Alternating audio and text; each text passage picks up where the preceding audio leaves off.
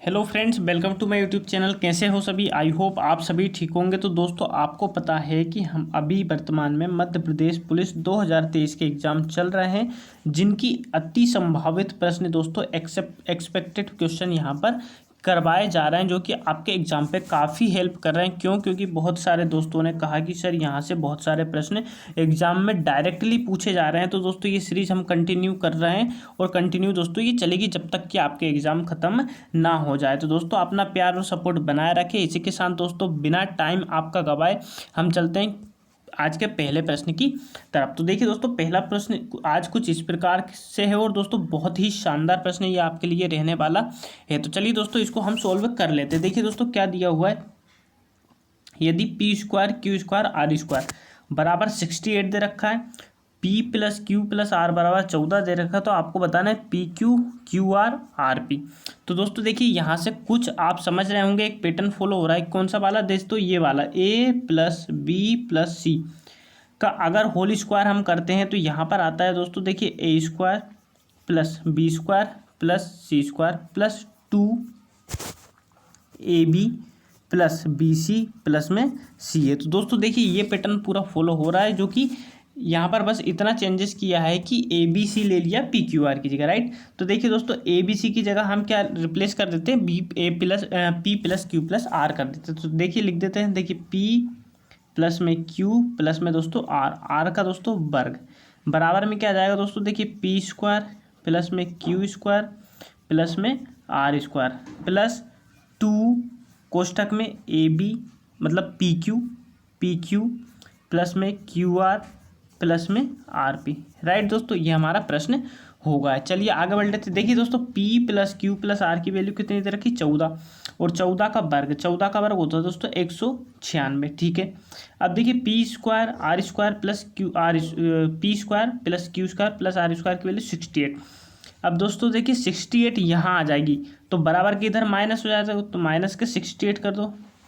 इधर में 2 बचा कितना दोस्तों, P Q plus Q are plus में आर पी, ये हमारे पास बचा हुआ।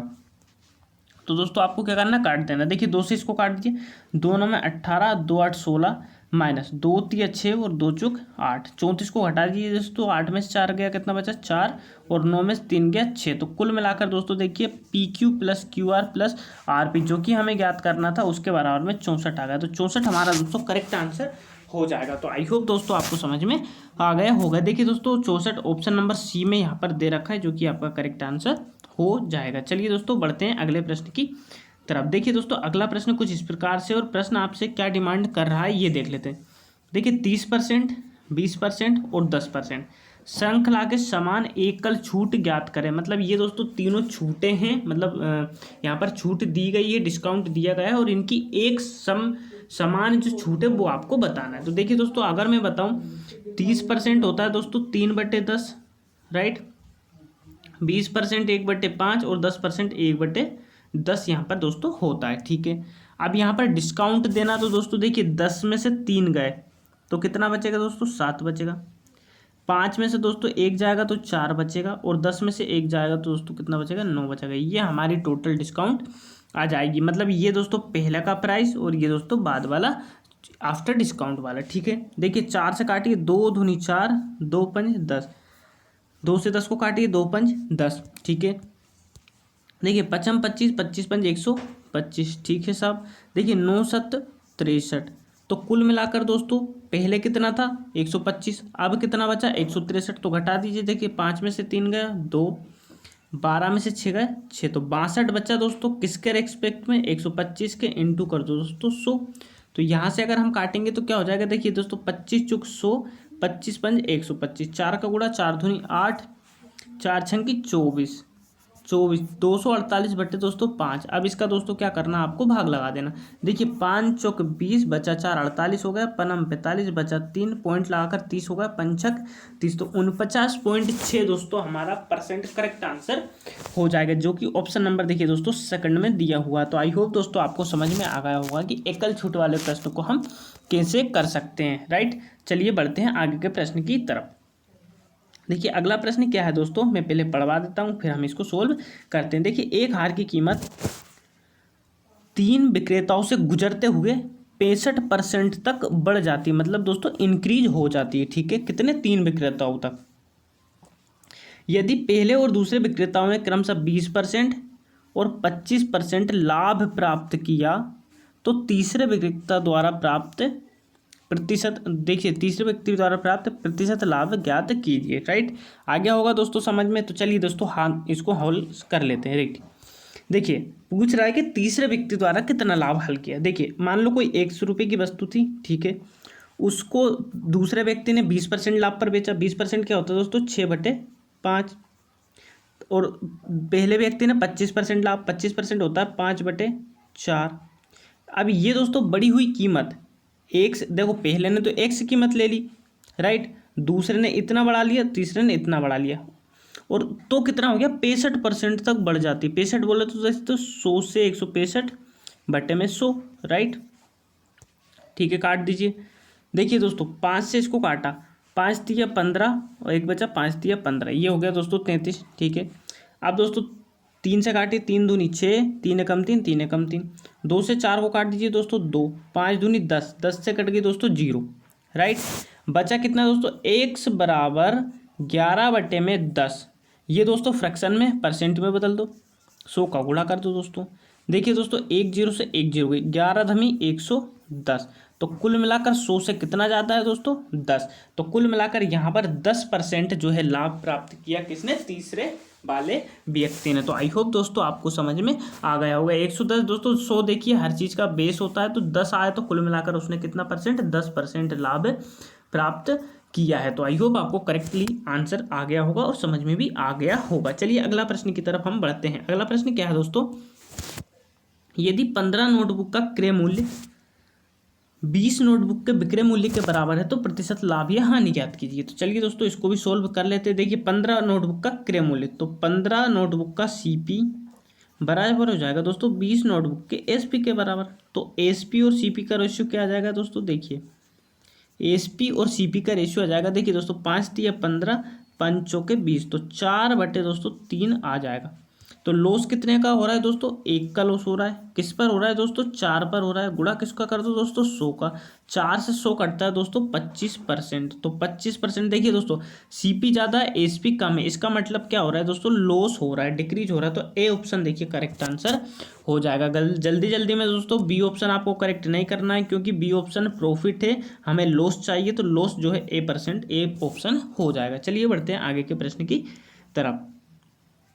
देखिए दोस्तों ये मत सोचिएगा कि इतने इजी प्रश्न, देखिए दोस्तों एग्जाम में आपको पता है इजी भी आते हैं डिफिकल्ट भी आते हैं, तो हम दोस्तों डिफिकल्ट भी लेकर आए हैं और इजी भी लेकर आए हैं। तो आप जो एग्जाम का बिल्कुल एग्जाम में जैसा आप एक्सपीरियंस करोगे वैसा ही यहाँ पर आप करने वाले हो। हालांकि 10 प्रश्न हम दोस्तों यहाँ पर सोल्व करते हैं, लेकिन 10 से आपको बहुत कुछ सोल्व जो है सीखने को मिलेगा। सेशन भी दोस्तों कम समय का होता है और मिलता भी बहुत कुछ है। तो चलिए दोस्तों ये प्रश्न को डील कर लेते हैं। देखिए प्रश्न क्या है, सोनू 105 पृष्ठों में से 1/3 पृष्ठ पढ़े तो पाठ को पूरा करने के लिए उसे और कितने पृष्ठ पढ़ने होंगे। देखिए दोस्तों 1/3 अगर पढ़ रहा है, राइट, पढ़ लिया उसने मान लो, तो 1/3 पढ़ लिया तो बचेगा कितना दोस्तों, 2/3 पेज, ठीक है। तो 105 का 1/3 उसने पढ़ लिया, राइट। तो हमें कितना चाहिए, 2/3 हमें चाहिए, राइट।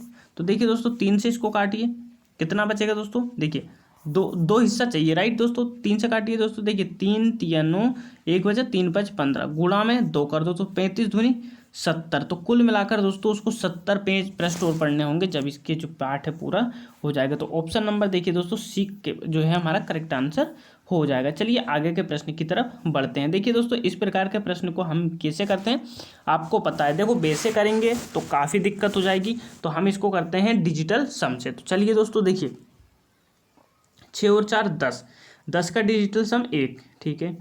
3 और 1 4, 3 और 1 का 4 डिजिटल सम, 4 और 1 5 का वर्ग माइनस, यहाँ से देखिए 6 4 10 का डिजिटल सम दोस्तों 1, 3 और 1 4 माइनस के 4 का वर्ग, ठीक है। अब देखिए दोस्तों 4 और 1 5, 5 का वर्ग होता है दोस्तों 25 माइनस 4 में से 1 गया 3, 3 का वर्ग होता है दोस्तों 9, माइनस का आ गया।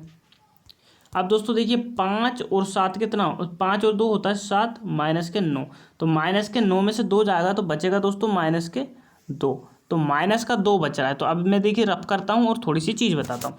देखिए बच क्या रहा है दोस्तों -2, तो जब भी कभी -2 बचे तो 9 से उसको घटा दीजिए, तो 9 में से 2 जाएंगे तो पॉजिटिव वाला आंसर कितना जाएगा दोस्तों, 7 हमारा पॉजिटिव वाला आ जाएगा। अगर माइनस में होगा तो -2 आएगा, पॉजिटिव में होगा तो 7 आंसर आ जाएगा। तो चलिए दोस्तों डिजिटल सम निकाल लेते हैं। देखिए 7 4 11 और 5 16, 16 का डिजिटल सम कितना हो रहा है दोस्तों 7, तो करेक्ट आंसर तो हमारा ए ऑप्शन ही हो जाएगा। लेकिन देख लेते हैं दोस्तों कहीं और डबल ऑप्शन तो नहीं दिया। तो देखिए दोस्तों सेकंड देख लीजिए, 8 8 16, 16 6 22, 22 और 5 27, तो 27 का डिजिटल सम तो दोस्तों 9 होता, तो ये हो नहीं सकता। ये देख लीजिए दोस्तों, देखिए 5 3 8, 5 13 और 13 का डिजिटल सम होता है दोस्तों 4, तो ये भी नहीं हो सकता।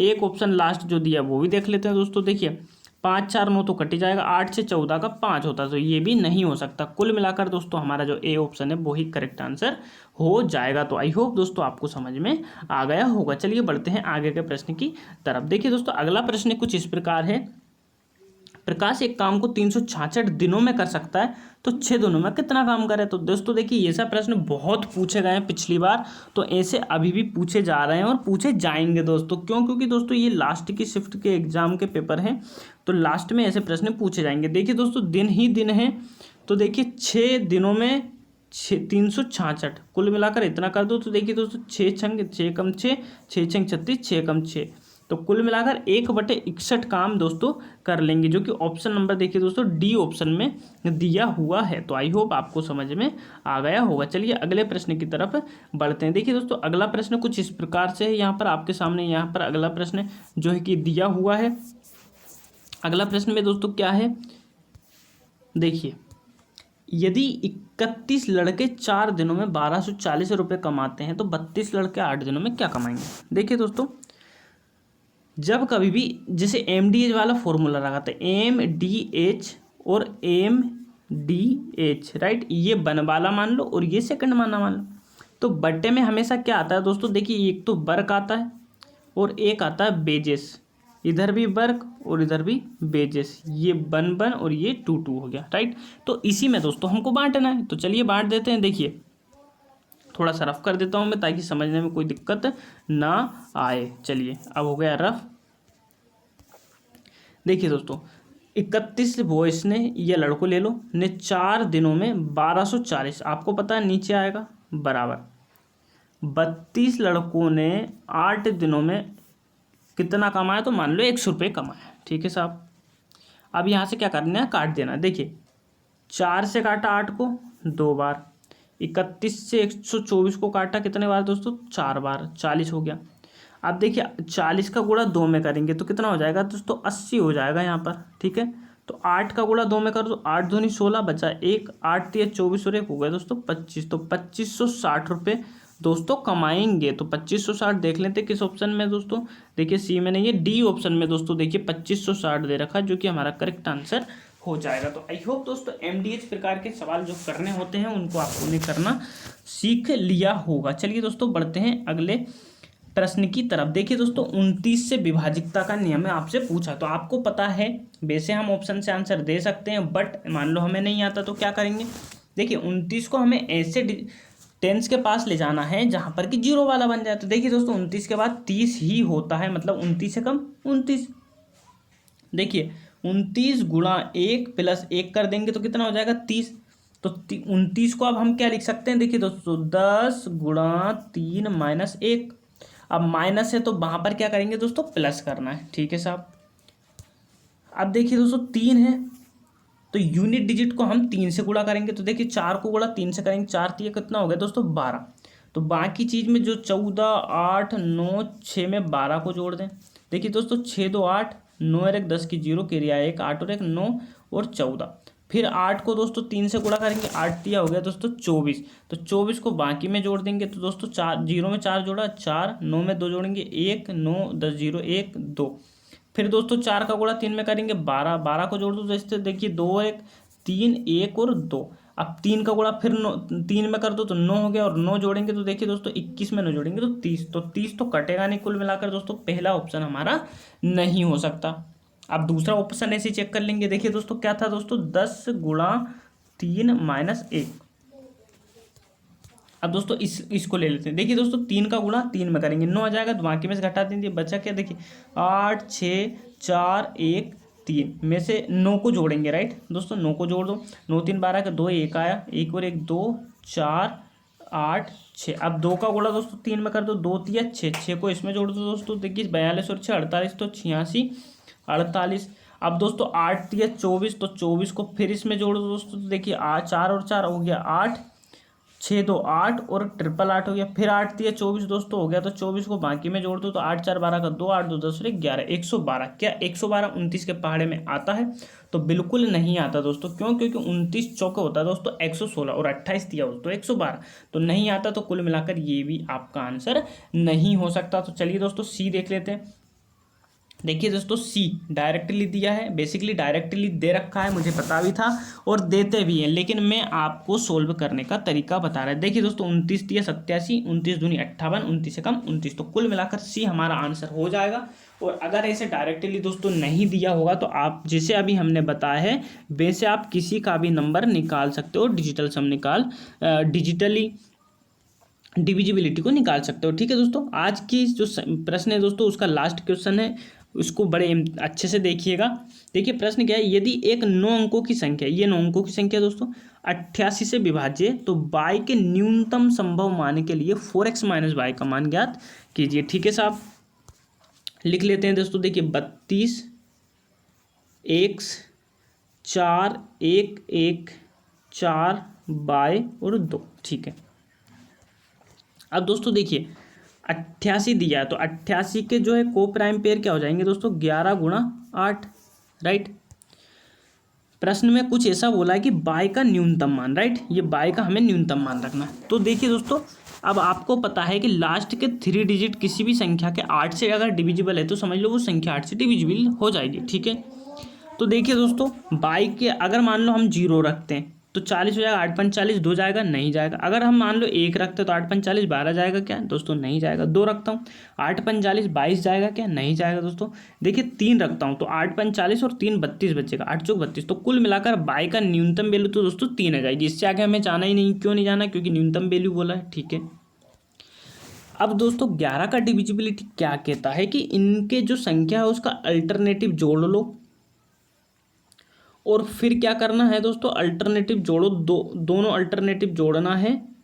देखिए 3 जोड़ लेता हूँ, एक से जोड़ लेता हूँ, 1 जोड़ लेता हूँ, इसके बाद 4 जोड़ लेता हूँ और 2 जोड़ लेता हूँ। तो जोड़ लीजिए दोस्तों। देखिए 3, देखिए यहाँ कलर चेंज, देखिए 3 और 1 4 4 8 और 2 10, 10 प्लस x। इसके बाद दोस्तों बच्चे वो जोड़ लो, तो देखिए 2 4 6 और 1 7 और 22, तो कुल मिलाकर 7 प्लस 22 है। अब दोस्तों 11 की डिविजिबिलिटी क्या कहती है कि अंकों का योग मान लो 1 से मान लो, और अंकों का मतलब ये जो पहले जोड़े वो और दूसरे जोड़े उसका योग या तो 22 आना चाहिए, मतलब 11 का पहाड़े वाला आना चाहिए, या फिर अंतर शून्य आना चाहिए, या तो अंतर शून्य आना चाहिए, या फिर योग जो होता है 11 या 11 के पहाड़े वाला आना चाहिए। राइट, तो देख लेते हैं दोस्तों। अगर देखिए बाई की वैल्यू तो हो गई 3, तो कुल मिलाकर यहाँ हो गया दोस्तों 10।